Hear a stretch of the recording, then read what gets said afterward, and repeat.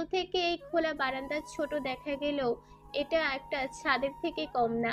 অনেক গাছ লাগানো হয়েছে, বিভিন্ন গাছে রংবাহারি ফুল ফুটে আছে। দেখে বোঝা যাচ্ছে কয়েক মাস আগে লাগানো হয়েছে মাত্র। অনু সব থেকে বেশি অবাক হলো বারান্দার চারপাশে ইট দিয়ে অ্যাকুয়ারিয়াম বানিয়ে তার মাঝে রং বেরঙের মাছ ছেড়েছে। অনুভা ছোট ছোট হাত দিয়ে অ্যাকুয়ারিয়ামের চওড়া মাপলো। তার হাতের আড়াই হাত। পানির উপরে শাপলা গাছ, সাথে বিভিন্ন মানি প্লান্ট। শাপলার কয়েকটা কুড়ি আসছে, মাঝে মাঝে ছোট ছোট ঝর্ণা বসানো, সেটাও হাতে বানিয়েছে। দক্ষিণ কর্নারের ঝর্ণা অনেক বড়, অনু চাইলে নিচে শাওয়ার নিতে পারবে। এই ঝর্ণার আওয়াজ অনু শুয়ে থেকে স্পষ্ট শুনেছে। অনুভা ঘুরে ঘুরে সব দেখলো। এক লাইনে অনুর রুমের দরজা সহ আরো 3টা দরজা। নিচ থেকে যে সিঁড়ি উঠে এসেছে সেটা উপরে লক করা। অনু সিঁড়ির সাথে রুমটি খোলার চেষ্টা করলো, পারল না, ভেতর দিয়ে লক করা।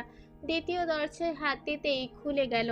বারান্দার তীক্ষ্ণ আলো দরজা দিয়ে ভেতরে ঢুকে পুরো রুম বেশ আলোয় আলোকিত হয়ে গেল। ভেতরের সব স্পষ্ট দেখা যাচ্ছে। বিছানায় কেউ একজন ব্ল্যাঙ্কেট জড়িয়ে শুয়ে আছে। হাইট ঘুমানোর ধরন দেখে অনুভা মুচকি হাসলো।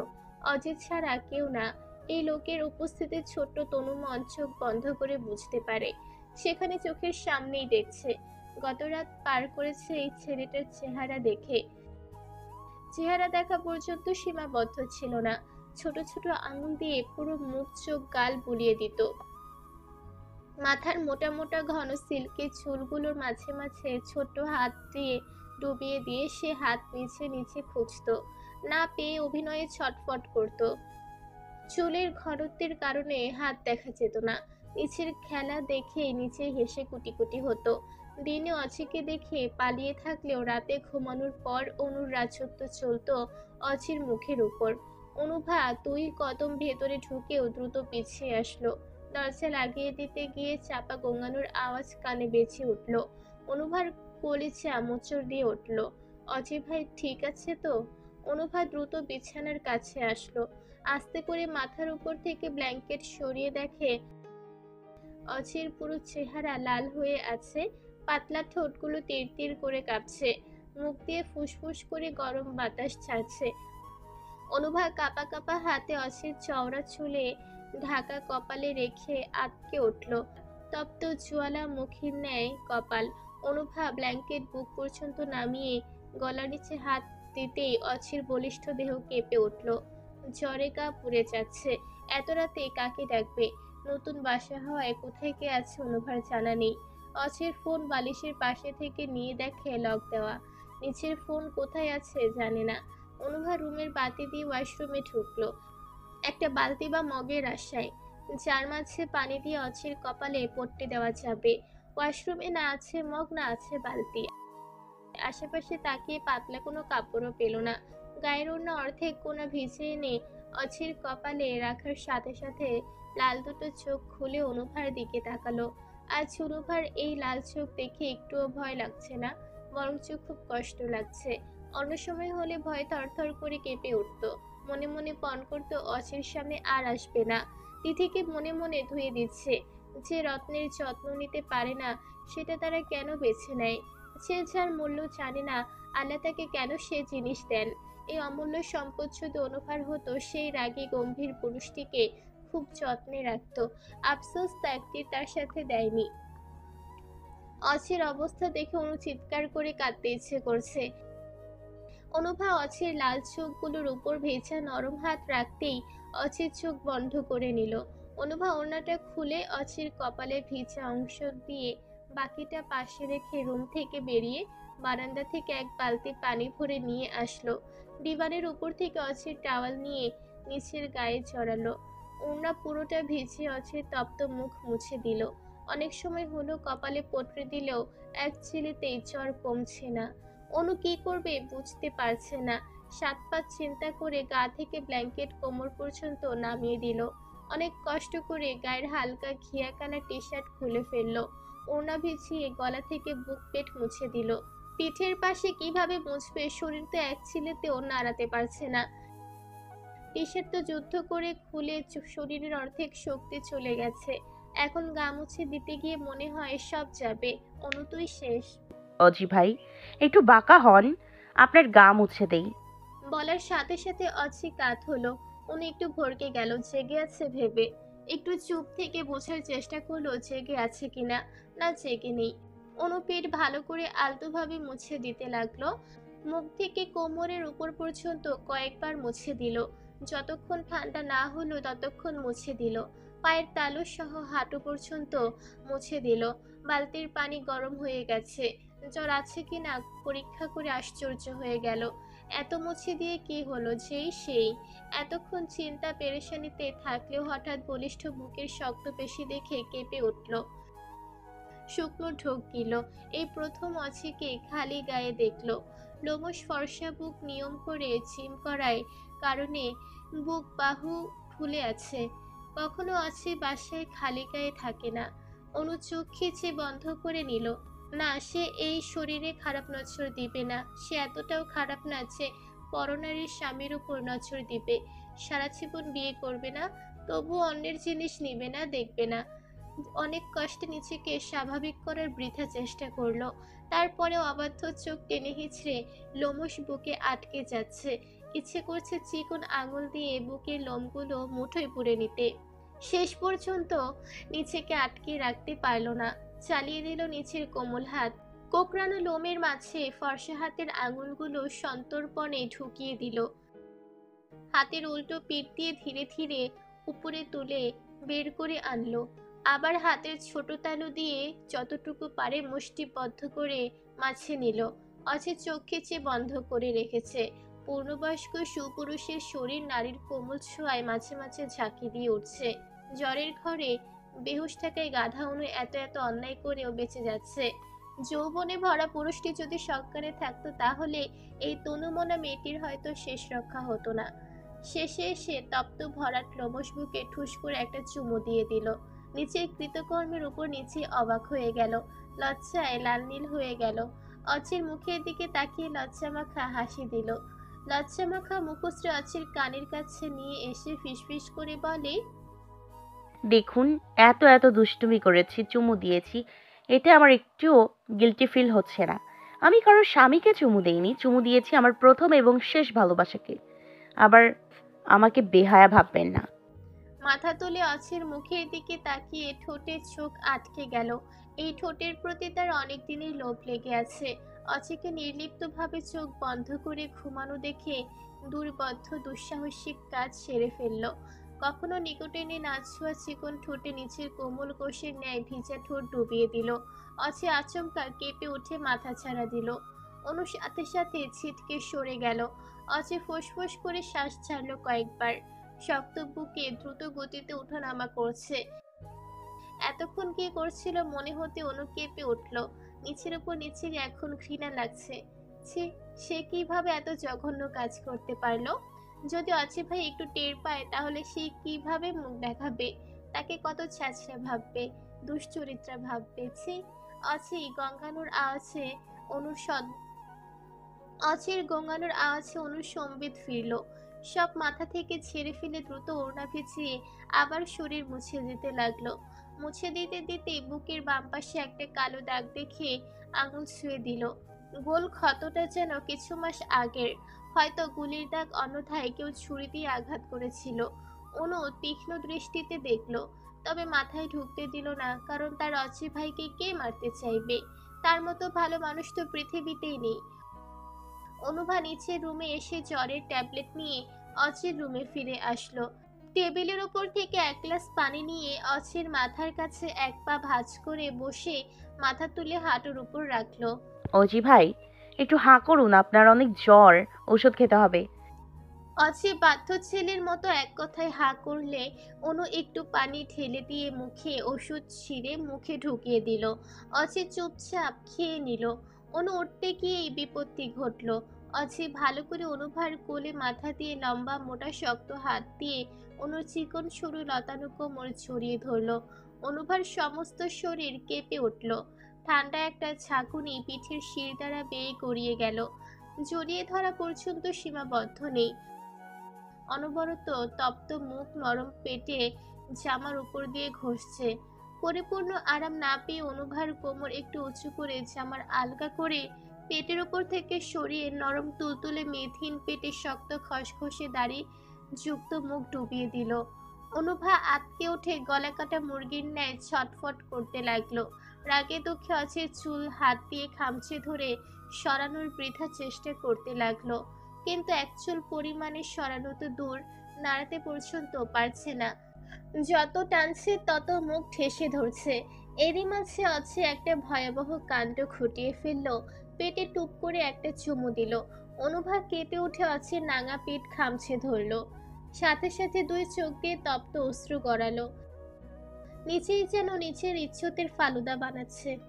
অনুর মনে হচ্ছে এই লোক জ্বরে মরে গেলেই ভালো ছিল, কেন দয়া করে আসতে গেল। অনুভা একের পর এক খামছে দিয়ে যাচ্ছে। অজিকে ছ্যাঁচড়া মনে হচ্ছে। নিচের বউ থাকতে আরেকটা মেয়ের সাথে কেমন বাজে আচরণ করছে। চরিত্রহীন লম্পট লোক।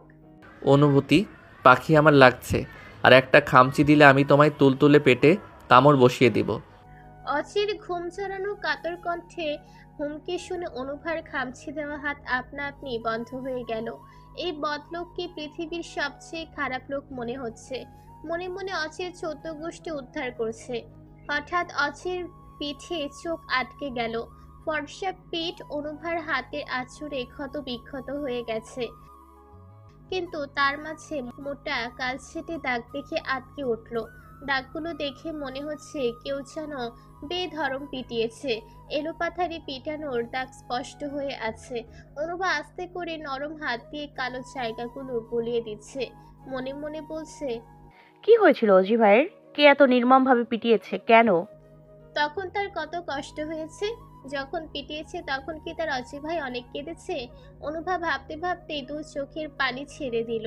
বাসার কেউ কখনো বলল না কেন? বড় মা জানে তো তার ছেলের পিঠে অসংখ্য মারির দাগ। অনুভার ভয় লাগছে। আজ কেন যেন অচিকে রহস্যময় লাগছে। নিয়ত করলো সকালে আয়েশাকে জিজ্ঞাসা করবে তার অবর্তমানে অচের সাথে কি হয়েছিল। দাগ দেখে মনে হচ্ছে কিছুদিন আগের। প্রিয় পুরুষকে নিয়ে ভাবতে ভাবতে অনুভা ঘুমের দেশে পাড়ি জমালো। ফ্যানের নিচে বসে আবৃশাম দরদর করে ঘামছে। তার হাতে কিছু ডক্টরি ফাইলের রিপোর্ট। ঘামার মূল কারণ এই রিপোর্ট। আবৃশাম হাতের তালু দিয়ে কয়েকবার ঘাড় ঢলে নিল। ফোঁস করে শ্বাস ছাড়ছে। গলার কাছে যেন একরাশ কষ্ট দলা পাকিয়ে আছে। স্বামীর ঘুম আসছিল না জন্যে ছাদে পায়চারি করতে এসেছিল। চিলেকোঠার ঘর দেখে অনুভার কথা খুব মনে পড়ছিল।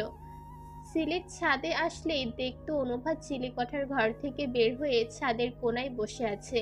ঠান্ডায় জমে গেলেও মেয়েটির কোনো হেলদোল থাকতো না। কতদিন শাম নিচেই গায়ে শাল চড়িয়ে দিয়েছে।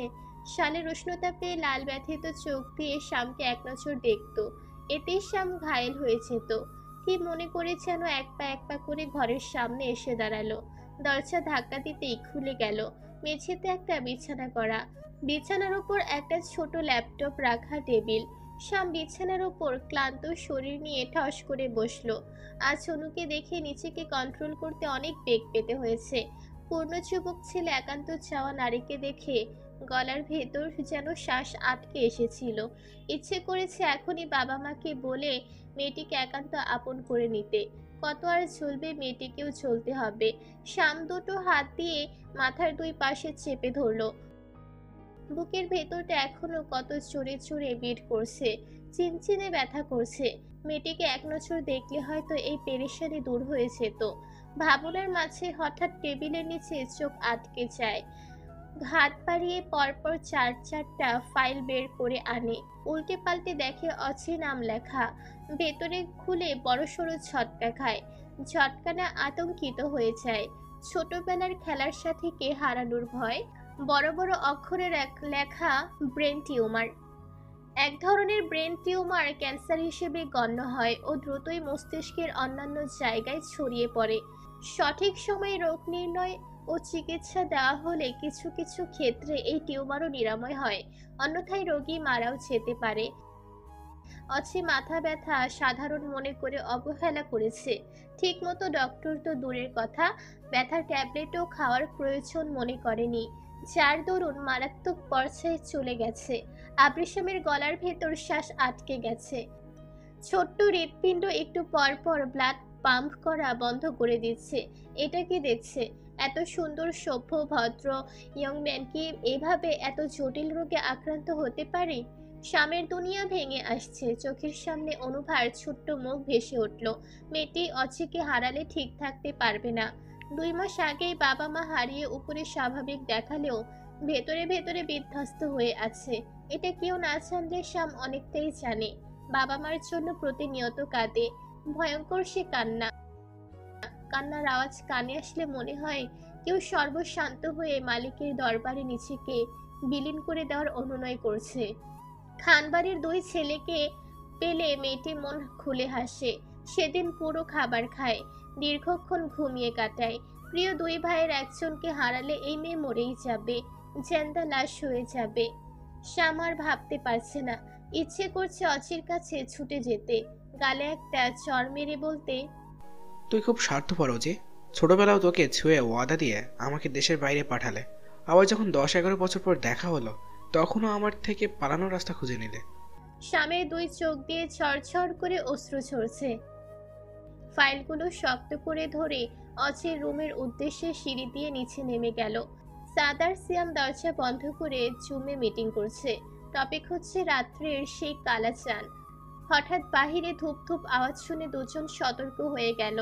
সিয়াম দরজা দিয়ে বাহিরে মাথা বের করে দিতেই শ্যামের মাথায় থাকে গোতা লাগে। সিয়াম আর শ্যাম মাথা ধরে সামনাসামনি তাকিয়ে হতভম্ব হয়ে তাকিয়ে দাঁড়িয়ে রইল। শ্যাম অচির রুম দেখেনি, তাই অচির রুম ভেবে সিয়ামদের রুমে ঢুকতে ধরলে 2 জনের মাথায় ঢিপ লেগে যায়। সাত শ্যামের হাতে ফাইল দেখে ঘাবড়ে গেল, হকচকালো ভরকে গেল। বুঝতে বাকি নেই শ্যাম অচির ফাইল দেখে এত রাত্রে হন্তদন্ত হয়ে ছুটে এসেছে। সাত তপ্ত চোখে সিয়ামের দিকে তাকিয়ে ইশারায় ফাইল দেখিয়ে দিল। সিয়াম ভরকালো। রিশাম, আসো ভাই, ভিতরে আসো। শ্যাম একটু দম ধরে দাঁড়িয়ে থেকে ভেতরে আসলো। সিয়ামের সাথে টিপ খাওয়ার সাথে সাথে ফাইলগুলো নিচের পেছনে লুকিয়ে ফেলেছে। তবুও সাদের তীক্ষ্ণ চোখ ফাঁকি দিতে পারেনি। সাদ সিয়ামকে ইশারায় শ্যামকে বিজি রাখতে বলে চুপ করে রুম থেকে বেরিয়ে গেল। অচি রুমের দরজা ধাক্কা দিয়ে খুলে ভেতরে গেল। বিছানার দিকে তাকিয়ে লজ্জায় দ্রুত উল্টো ঘুরে দাঁড়ালো। কি করবে বুঝতে পারছে না। অনুভা খাটের হেড সাইডে মাথা ঠেকিয়ে ঘুমিয়ে আছে। অচি অনুভার জামার নিচে মুখ ঢুকিয়ে ঘুমিয়ে আছে। সাদ কি করবে বুঝতে পারছে না। এই অবস্থায় যদি রিশাম দেখতো কেলেঙ্কারি করে ফেলতো। সাদ এক হাত দিয়ে চোখ ধরে অচির কাছে এসে পিঠে কয়েকটা চাটা মারতেই অচি নড়ে ওঠে। মাথা জামার ভেতরে থাকায় উঠতে কয়েক সেকেন্ড সময় নিল। ঘুম ঘুম চোখে উঠে বসলো। সাদের দিকে তাকিয়ে বিরক্ত হয়ে বলে, কি? শালা বিয়ে করতে বললে বলে মেয়ে ছোট। আমার দিন শেষের দিকে মরে গেলে কি হবে? আমি কলিজার জীবন নষ্ট করব না। আর এখন কি করছিস? সাদের ব্যঙ্গাত্মক কথা শুনে অচি মুখ কুঁচকে নিল। সাদ কি বলছে মাথায় ঢুকছে না।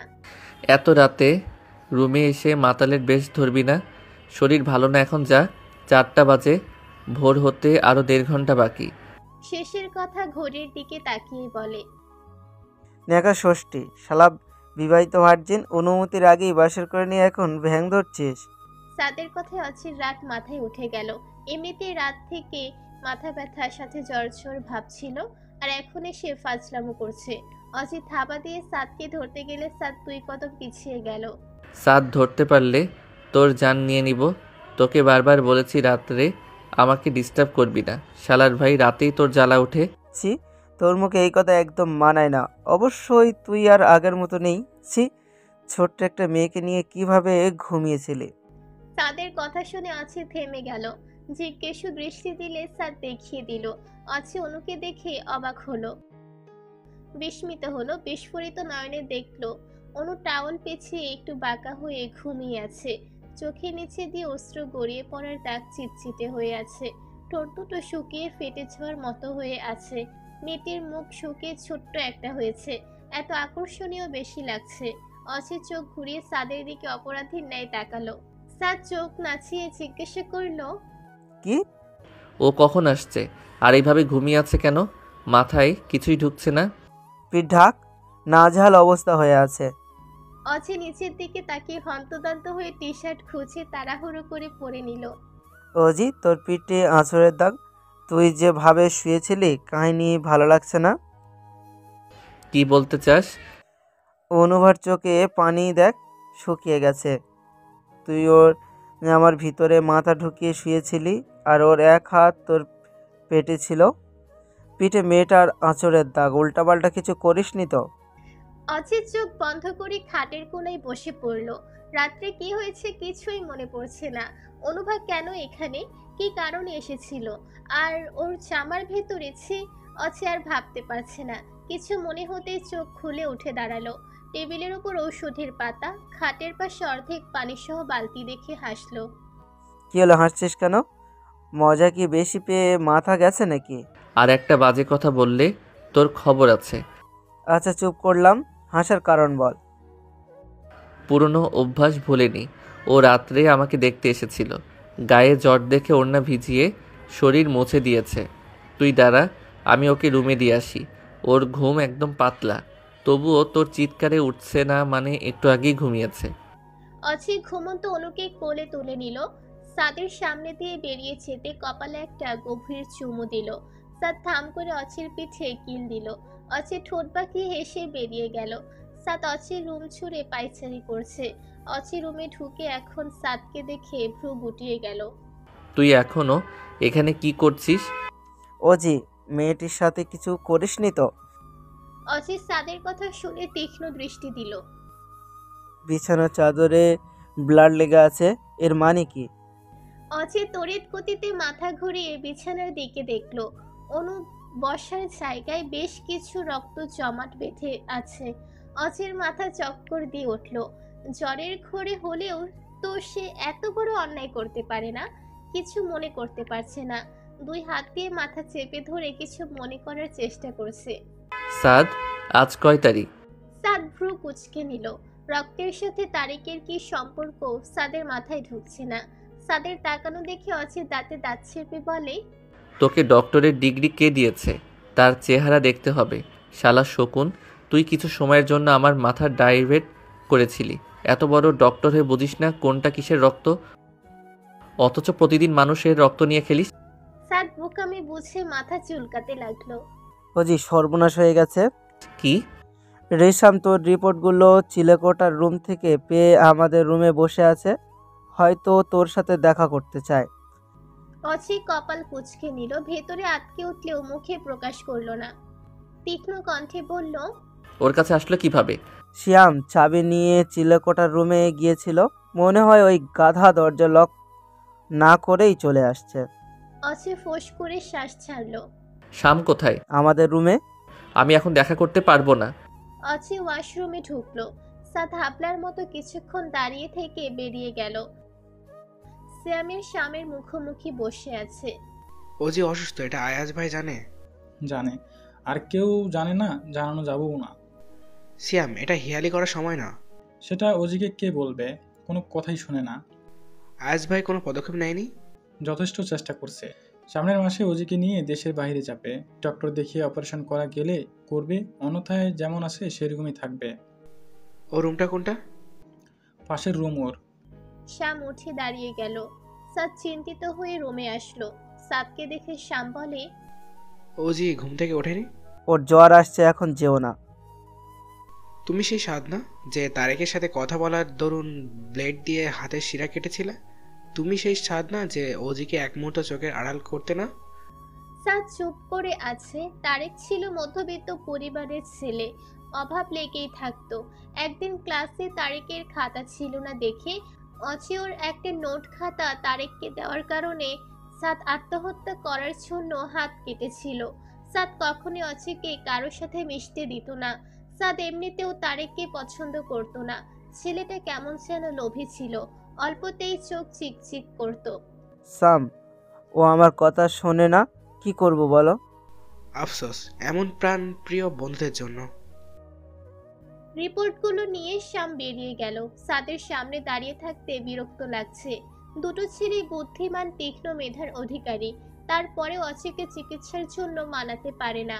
অচি ঝর্ণার নিচে বসে থরথর করে কাঁপছে, শরীরে এক বিন্দু শক্তি পাচ্ছে না।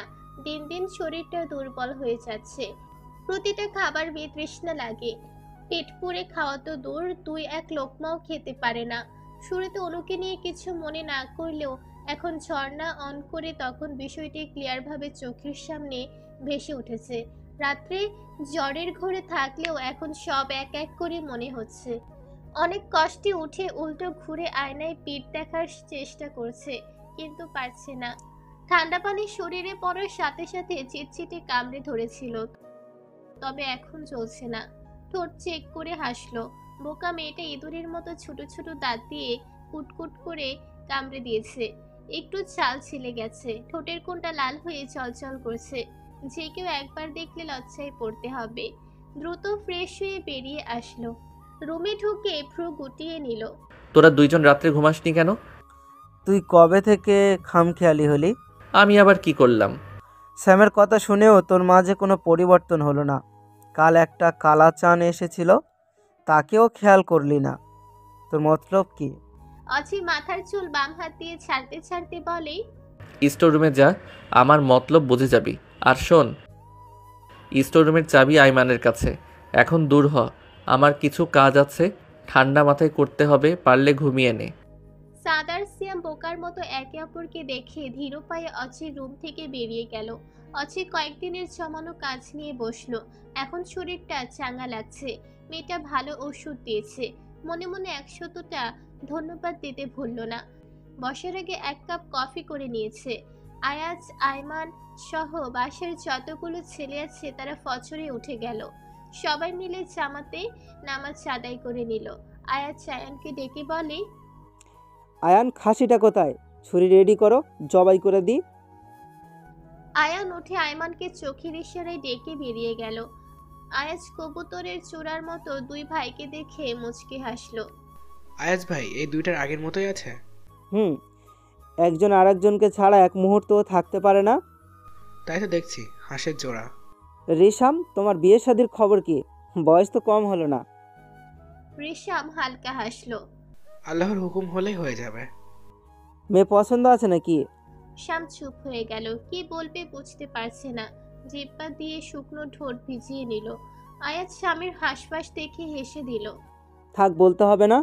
চলো সবাই ওঠার আগে খাসি জবাই করে খলট করে নি। আয়াজ ছেলেদের নিয়ে সদর দরজা দিয়ে বেরিয়ে গেল। অনু ঘুম থেকে উঠে সোজা ওয়াশরুমে ঢুকলো। ঝর্ণা ছেড়ে নিচে দাঁড়িয়ে গেল। পাজামা কেমন স্যাঁতস্যাঁতে হয়ে আছে, শরীরটা ঘিনঘিনে ছাড়া দিয়ে উঠল। তার মনেই ছিল না কাল তার ডেট ছিল। কিছু দাগ জামার সাথেও লেগে আছে। কোনো রকমে শাওয়ার নিয়ে বেরিয়ে আসলো। নিজ পেট ব্যথায় কুকড়ে যাচ্ছে। নিজ পেট চেপে ধরে বিছানার কাছে এসে চোখ কুঁচকে বিরক্তিকর শব্দ করলো।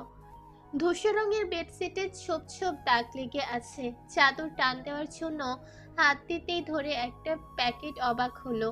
চাদর ধরে প্যাকেটটা হাত বাড়িয়ে নিল। প্যাকেটটা খুলে ঠোঁট কামড়ে হেসে উঠল। অনুভার সময় হলে এমন একটা প্যাকেট বিছানার উপর আবিষ্কার করত। কে দেয় অনুভা এখনো ক্লিয়ার জানে না। প্যাকেটের বস্তু বের করে পরে নিল। চাদর বিছানা থেকে নামিয়ে রুমের ঝুড়িতে রেখে চুল ছেড়ে দিয়ে রুম থেকে বেরিয়ে আসলো। সিঁড়ির উপর দাঁড়িয়ে ড্রয়িং রুমে তাকিয়ে আছে। পুরো ড্রয়িং রুম পর্যবেক্ষণ করলো, কোথাও আছে কিনা দেখে নিল। রাতের ঘটনা না ভোলা পর্যন্ত কিছুতেই অচির সামনে পড়া যাবে না। আয়শা অনুকে দেখে ডেকে উঠল, অনু, নিচে আয়, দেখ তুই কত কিছু মিস করে গেলি। আয়শার ডাকে ড্রয়িং রুমে সবাই উপরে তাকালো। অনুভার স্নিগ্ধ চেহারার উপর স্বামীর চোখ আটকে গেল। বড় ওড়না দিয়ে মাথা ঢেকে নিয়েছে। মাত্র শাওয়ার নেওয়ায় চুল দিয়ে টুপ টুপ করে পানি পড়ছে। আয়মান দৌড়ে এসে অনুর হাত ধরে নিচে নিয়ে আসলো। তোদা বাকি, চুল তো এখনো ভিজা আছে, ভালো করে মুছিসনি কেন? আয়াজ অনুভার দিকে তাকিয়ে উঠে আসলো। ছেলেরা রান্না করার তোড়জোড় করছে। মেয়েরা পেঁয়াজ রসুন প্রসেসিং করে দিচ্ছে। সোফার ওপর থেকে টাওয়াল নিয়ে অনুভার কাছে এসে চেয়ারে বসিয়ে দিল। ধীরে সুস্থে মাথা মুছে দিল। রিহাম, মুগ্ধ আর মাহি চোরা চোখে দেখছে। রিহাম, অনুবার কপালে দেখো রাজকীয়। রাজকন্যারাও মনে হয় এত নিখুঁত ভালোবাসা পায় না।